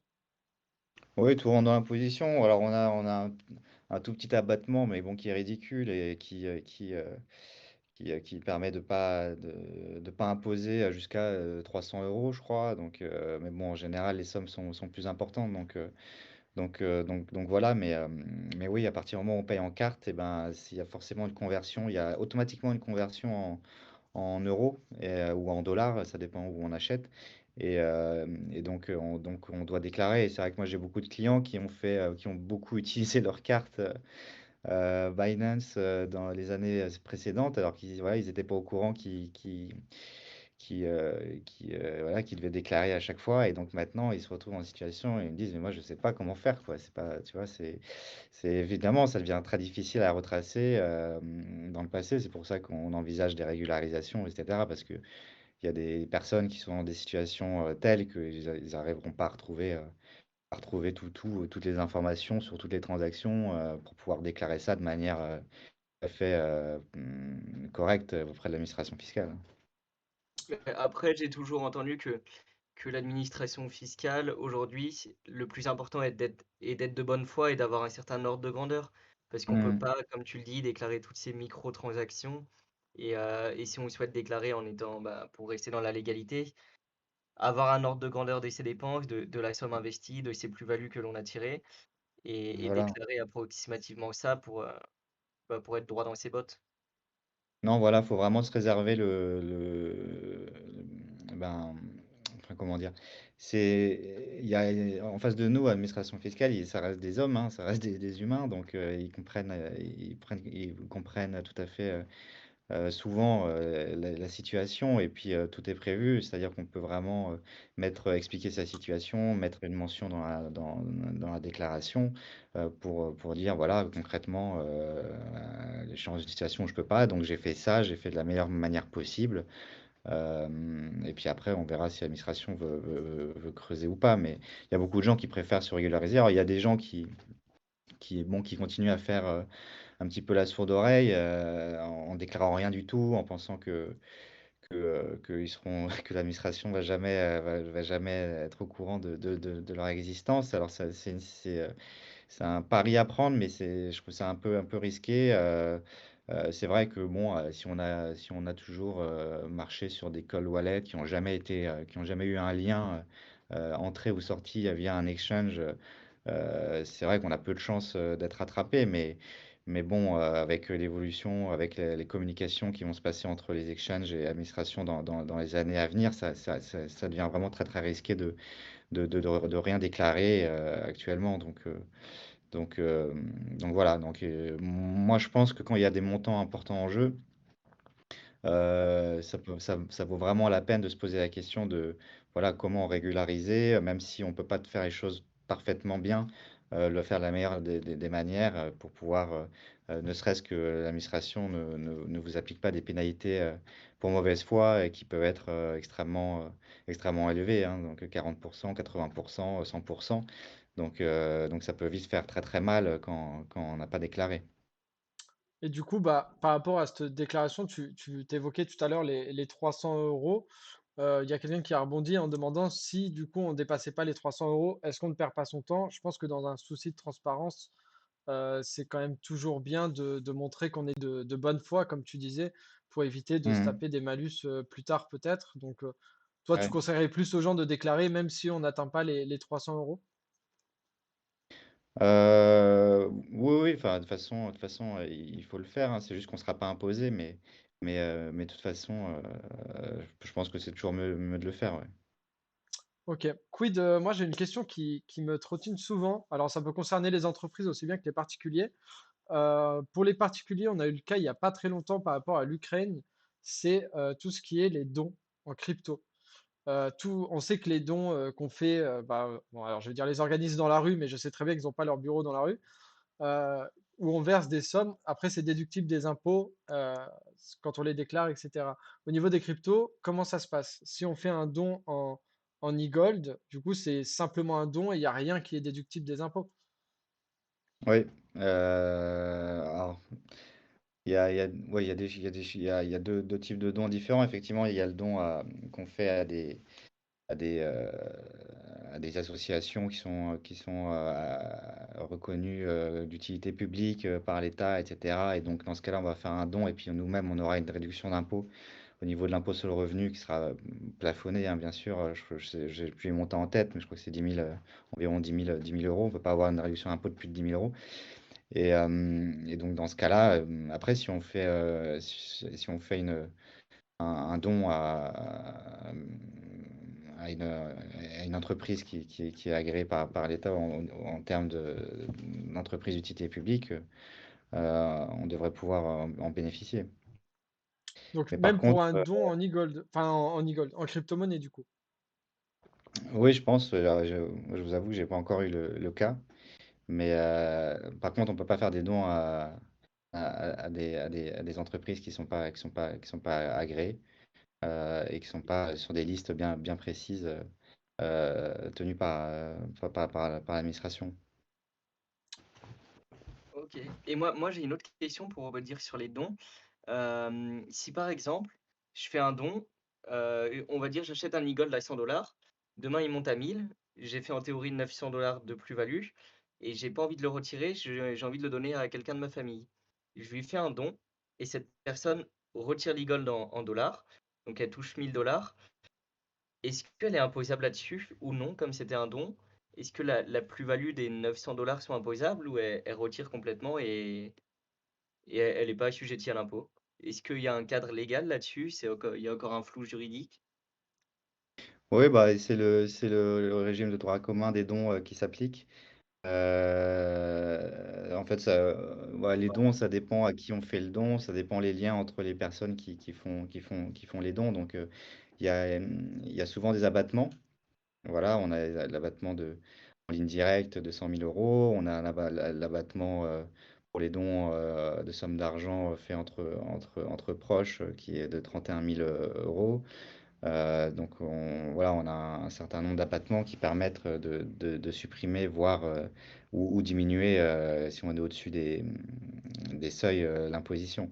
Donc après, effectivement, quand on fait un don, on n'est pas imposé sur ce don, et puis la personne qui le reçoit, bien sûr, ne sera pas imposée sur ce don.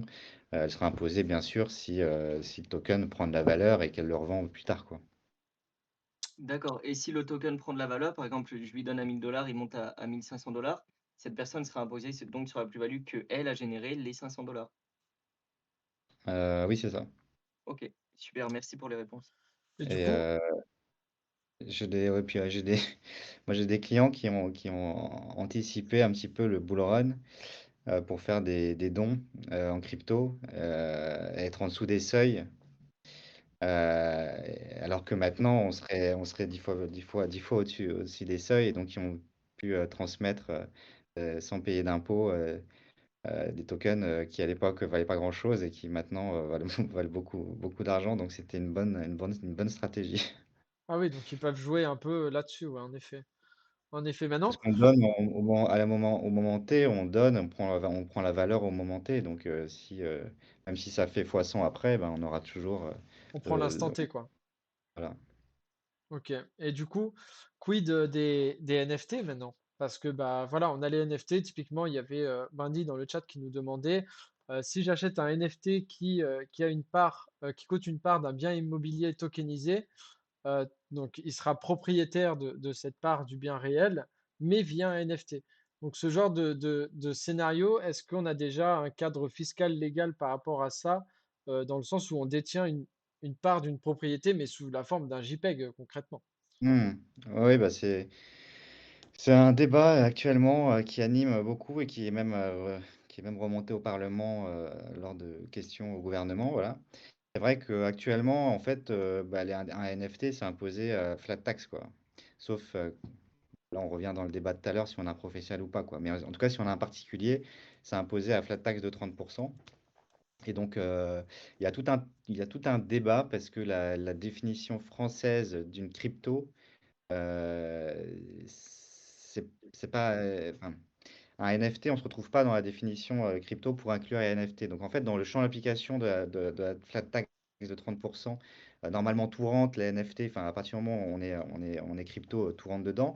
Mais par contre, si on regarde vraiment la définition, et ben, des juristes qui ont regardé un petit peu la formulation, ben, il y a un flou juridique parce que je crois que dans la définition des cryptos pour la flat tax, et ben, il faut que ce soit quelque chose de fongible. Et comme les NFT sont non fongibles, ben, en fait, ils ne rentreraient pas dans la flat tax de 30%. Donc on se trouverait dans une situation un peu bizarre où on ne sait pas trop comment imposer. Et donc du coup, l'idée, et c'est ce qui arrivera plus tard, hein, je pense, c'est de, en fait d'imposer le NFT comme le sous-jacent, quoi. Donc, si le NFT, si le sous-jacent du NFT, eh ben, c'est de l'immobilier, ben, imposé comme de l'immobilier. Si le sous-jacent du NFT, c'est une œuvre d'art, eh ben, l'imposer comme les œuvres d'art. Voilà, donc vraiment que comme le sous-jacent. Et c'est certainement une évolution législative qui arrivera peut-être même dès 2022 ou 2023, mais en tout cas, c'est sûr que ça arrivera parce que là, c'est un petit peu une aberration d'imposer les NFT à flat tax de 30%, même si finalement c'est assez avantageux, hein, donc autant en profiter, mais voilà, ça changera inévitablement dans le futur, je pense. Ouais, au niveau des NFT, on n'a pas vraiment un cadre légal par rapport à ça, non? Au niveau, Dans son utilisation, dans sa valeur, par rapport, bah, aux impositions, mais aux taxes, aux choses comme ça. Enfin, on voit qu'il y C'est a des très NFT qui ont des valeurs ultra élevées. hmm. Comment ça peut être imposé? Parce qu'un NFT, il peut valoir 500 000 euros un jour et si le projet s'effondre, il vaudra 2 euros le lendemain. Donc c'est, Ouais, bon, on tombe dans les problématiques d'évaluation qui sont bien connues du système traditionnel du marché de l'art ou de l'immobilier, etc., mais qui pour les NFT, c'est un peu plus problématique vu que c'est pas encore très professionnalisé. Et donc effectivement, ça peut être compliqué d'évaluer un NFT euh, selon certains critères. Et pour certains, ça va être plus facile de d'autres. Je sais pas, ça va être le prix où on l'a acheté, voilà. Mais après, si on l'a créé, voilà, quelle est la valeur? C'est clair que c'est problématique. Il n'y a pas de bourse comme le Bitcoin ou les autres tokens où on peut savoir en direct la valeur à un instant T tel jour, quoi. De la NFT, c'est un peu différent et normalement, on serait censé prendre une évaluation objective, mais c'est absolument juste pas ouais, possible de le c'est faire très très actuellement. dur, ouais. Mhm. Mm. En Ouais, effet. donc c'est Du coup, on approche des 22 heures. À la base, on voulait terminer par là, mais je voudrais quand même qu'on ait un petit mot sur cette loi européenne dont tu as fait un thread. Donc, oui, on a entendu quelqu'un rejoindre la conversation. C'était juste moi qui voulais partager voilà, l'image Mm. du thread que tu as fait. Donc, c'est une nouvelle loi, enfin, une nouvelle loi. Tu vas être plus probant que moi à en parler. Est-ce que tu peux nous en parler déjà un petit peu dans le fond de ce que c'est et où on en est par rapport à tout ça? Parce que ça a fait quand même beaucoup de bruit. C'est un thread qui a très bien marché parce que bah, voilà, on est sur plus de 500 RT, plus de 1200 likes. Enfin, je pense que tes propos ont été très évocateurs. Donc, qu'est-ce que tu peux nous dire un peu par rapport à ça? Oui, bah, bon, il faut distinguer deux choses. Alors, c'est vrai que le fait que la crypto soit de plus en plus régulée, voilà, ça fait réagir de manière différente en fonction de sa sensibilité. Certaines personnes sont contre toute régulation. Et il y en a beaucoup dans la crypto-communauté par idéologie, et c'est vrai que on peut penser comme ça. Et puis après, il y a d'autres personnes qui sont plus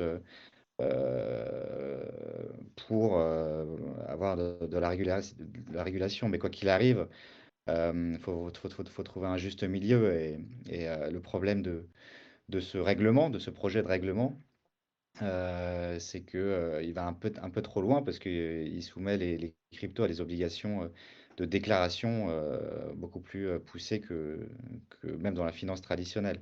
En gros, qu'est-ce qui se prépare? C'est en fait, ils veulent faire quelque chose qui est pas forcément mauvais, mais ils veulent faire un PSAN européen. Donc, c'est-à-dire que voilà, c'est une autorisation pour exercer quand on a une entreprise dans la crypto, on est obligé de donner des documents pour prouver son identité, comment on gère les fonds, etc., pour pouvoir avoir voilà, un certificat de bonne conduite. Et donc là, ils veulent faire un PSAN européen, mais c'est-à-dire qu'au moins, eh ben, si on a ce PSAN en France, eh ben, on pourra aussi exercer en Allemagne, en Italie ou dans d'autres pays de l'Union européenne, ce qui n'est pas forcément le cas actuellement, parce qu'on n'a qu'un PSAN français, et puis si on l'a, on peut exercer en France, mais pas forcément ailleurs. Et donc ça, ils vont faire un PSAN européen. Mais le plus problématique, c'est vraiment toutes les obligations qu'ils vont mettre à la charge de toutes ces entreprises, comme les exchanges, comme Binance, etc., ou comme tous les acteurs crypto qui seront soumis à ça. Ils devront prendre les informations de toutes les transactions sans minimum. Donc, même une transaction à 10 euros, eh ben, ils devront collecter les informations de l'acquéreur, enfin du vendeur, de l'acheteur, et communiquer aux autorités si besoin. Donc on est vraiment dans un flicage absolument excessif. Et également, ils auront l'obligation cette fois-ci même de déclarer automatiquement aux autorités quand on fait voilà, un virement de plus de 1000 euros entre un exchange et puis un cold wallet type Ledger ou MetaMask.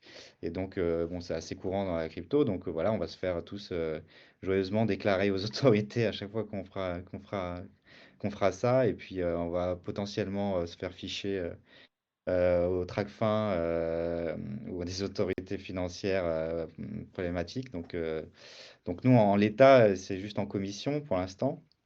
Mais bon, il y a de fortes chances que ce soit adopté. Et, euh, Personnellement, moi, je trouve que c'est un petit peu excessif comme texte et c'est problématique pour notre liberté de communication, d'information financière, de vie privée. Et donc, on pourrait vraiment se poser la question si ce texte ne change pas, de l'attaquer, quoi. À partir du moment où c'est un règlement, il sera d'application immédiate sans avoir besoin de passer par le Parlement en France en plus. Ah, Donc donc ouais, voilà. c'est pour ça que ça a fait beaucoup de bruit du coup. Mhm. Mais Voilà, du donc. coup, on perd un peu tout ce côté décentralisé de la blockchain, de ce côté un peu anonyme de nos actions sur les blockchains. Déjà que voilà, avec l'arrivée des KYC, où il faut qu'on vérifie des documents, alors qu'à l'origine, ce sont des wallets qui sont où on est juste une clé numérique. Au final, il y a quand même une entreprise qui récolte nos données. Donc là, ce serait vraiment faire ça pour toutes les plateformes, que ce soit du coup les exchanges ou les cold wallets. C'est bien ça? Mhm. Oui, c'est ça. Donc, Ok. en fait, c'est comme si vous alliez acheter un paquet de cigarettes chez le buraliste et qu'il était obligé de déclarer la transaction aux autorités, quoi. Ou qu'on va faire ses courses pareil. Ou alors, j'ai un portefeuille, j'ai 50 euros en billets, je te le donne, et puis serait censé déclarer cette transaction. Enfin, il y a un moment qui dit enfin, qui dit transaction anonyme ne dit pas forcément illégalité. On a le droit d'avoir une certaine droit à être anonyme dans nos transactions sans être forcément taxé de réaliser des activités, blanchir de l'argent et financer le terrorisme, hein. Donc il faudra que tout le monde revienne à un peu plus de calme et d'adopter un texte qui, certes, les cryptos doivent être régulés d'une manière ou d'une autre, mais dans le respect des libertés des citoyens européens, ce qui est pour moi pas le cas là. Et en plus d'être totalement attentatoire à toutes nos entreprises qui seront totalement pénalisées comparées à des acteurs situés dans d'autres parties du monde. Et donc, en plus de violer les libertés individuelles des citoyens, et ben, on est en train de massacrer, potentiellement, les pépites de demain. Il y a beaucoup de projets extrêmement prometteurs, qui seront, très certainement des géants de demain, et ce serait dommage de les voir tous partir, bah, en Suisse, ou dans d'autres pays, du monde, et alors qu'ils auraient pu participer à créer des emplois et à sauvegarder notre souveraineté en Europe. Ouais, concrètement, ça va devenir un gros manque à gagner pour l'État Mmh. français, enfin pour l'État français et pour tous les États de l'Union européenne, si cette régulation passe.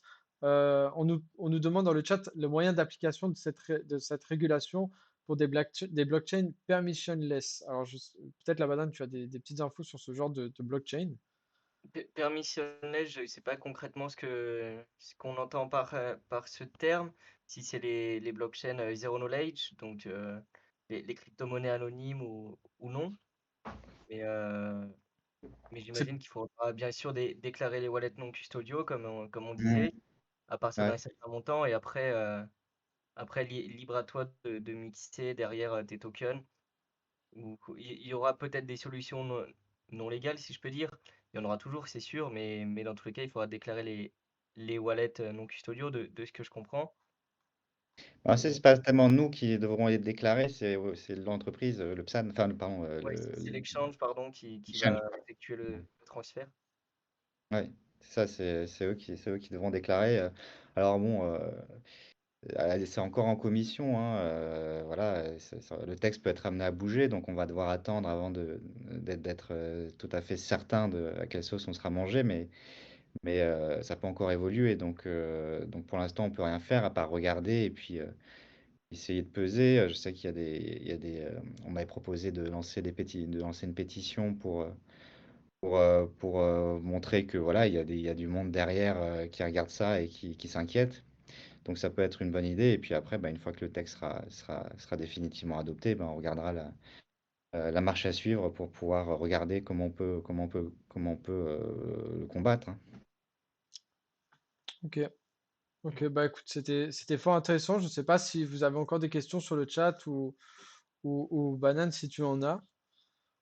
Non, bah, je voyais les questions aussi par rapport au reward sur un wallet non custodial. Si par exemple on est stacking provider et qu'on reçoit du coup des rewards sur un wallet non custodial, que ça vient jamais sur un SEX, comment on va sur un exchange centralisé, pardon, c'est plus simple à comprendre. Donc ce wallet sera pas sujet à être déclaré au vu du règlement qui est proposé aujourd'hui, comme il aura pas de lien avec une entité centralisée. Mhm. Ouais. Et, euh, et voilà, pour moi, c'est la réponse. C'est la, Euh, c'est la réponse dans la question. j'ai donné la question, la réponse en même temps. J'espère que c'était bien ça la question parce que elle était un peu dure à comprendre. Euh, Et sinon, je voulais te parler un peu de toi aussi, si on veut te contacter, si on veut te suivre. Ah Je oui. voyais Ouais, qu'il y avait des questions. et- Est-ce que tu acceptes les paiements en crypto? C'est pour fournir des prestations, tes prestations. Voilà, parle de toi, dis-nous ce que tu proposes et comment les gens peuvent te contacter. oui, bah, si les gens ont des petites questions, ils peuvent me contacter voilà, sur Twitter quand quand c'est question qui ne demande pas bien sûr de faire beaucoup de recherches parce que je peux pas avoir le temps de faire tout ça. J'essaie de répondre le plus possible. J'ai de plus en plus de demandes, donc ça devient de plus en plus compliqué. Mais en tout cas, quand c'est des questions simples, j'essaie d'y répondre. Et, euh, et voilà. Et effectivement, moi, j'accepte les paiements en crypto. Donc, j'ai été payé pas mal de fois. Je suis payé assez régulièrement en crypto, hein. Mais après, il faut pas oublier que quand on est résident fiscal français, ben, c'est un événement imposable, hein. Donc, on est censé déclarer une plus-value sur sur les honoraires de son avocat. Donc, il y a aussi pas mal de gens dans la crypto qui me payent en euros, hein, parce que voilà. Mais après, quand on vit à l'étranger, bah, dans des pays où il n'y a pas d'imposition, c'est beaucoup plus intéressant de payer son avocat en crypto. Euh, donc, euh, donc voilà. Et puis les gens peuvent me contacter sur tout type de sujet. Alors, j'ai un doute sur la question des dons. Des dons. Est-ce qu'on peut avoir la réduction d'impôt si on fait un don à une association agréée? Est-ce qu'on a droit de la réduction d'impôt? Donc, s'il y a des gens qui sont intéressés par ça, qui me contactent et puis je regarderai le point et je leur répondrai en privé. Parce que j'ai Ouais, un doute parce sur qu'il ça. y a, il y a, il y a beaucoup de projets qui sont fondés sur ça, en fait, hein, qui sont sur Ah ouais. typiquement, il y a Elrond Trees qui a fait un don récemment de 150 ou 170 e-gold à une association pour replanter les arbres et toutes ces choses-là. Mmh. Il y a eu l'Ukraine où on pouvait faire des dons directement en e-gold et ces choses-là. Donc c'était une question qui était assez souvent revenue. Et étant donné que ce n'est Mmh. pas sous une valeur euro fixe ou quelque chose comme ça, est-ce qu'il y a vraiment moyen d'imposer ce genre de choses? Donc, on se tiendra au Mmh. courant forcément de la réponse que tu pourras fournir si tu la partages sur les réseaux. Et nous, ben, on la retransmettra après, soit à la prochaine émission ou voilà. Ah ouais, je pense que je vais préparer un thread parce qu'effectivement dans la loi, tout n'est pas clair je vais regarder ça et je vais faire un thread parce que c'est un sujet important et puis, on peut pas se permettre d'être approximatif dans ce type de réponse et je sais qu'il y a beaucoup de dons en ce moment et la crypto, communauté est extrêmement généreuse, donc oui, c'est clair que, je regarderai le point. Ok. Bah, en tout cas, c'est très gentil. Tu vois, comme je t'avais dit, normalement, je respecte toujours les horaires, mais ça n'arrive jamais. Donc, on a un peu dépassé. Donc, je te remercie pour ta patience. Est-ce que tu aurais peut-être un dernier mot pour les gens qui sont présents ou pour tout le monde? À savoir, je pense que le premier mot, c'est faites votre déclaration. Ouais, voilà, je pense que moi, le conseil que je peux vous donner, c'est de faire de votre déclaration. Bon, comme j'ai dit, hein, c'est pas parce qu'on se fait pas attraper maintenant qu'on se fera pas attraper dans un an ou deux. Et à partir du moment où on se fait attraper et qu'on n'a vraiment rien déclaré, les sanctions sont absolument spoliatrices, hein. Donc il faut faire vraiment attention. C'est autant déclarer son compte, etc. Ou si on a fait une petite erreur, déclarer une plus-value voilà, que faire le mort. Voilà, du coup, faites super attention, hein, ne transformez pas vos cryptos en une monnaie qui a cours légal, en euros ou en dollars, etc. Parce qu'à partir du moment où on l'a transformé, on est imposé, enfin, voilà, on doit déclarer sa plus-value.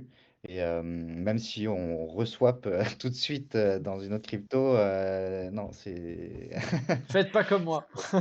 Non, mais je pense que l'administration fiscale, ils demanderont les fichiers.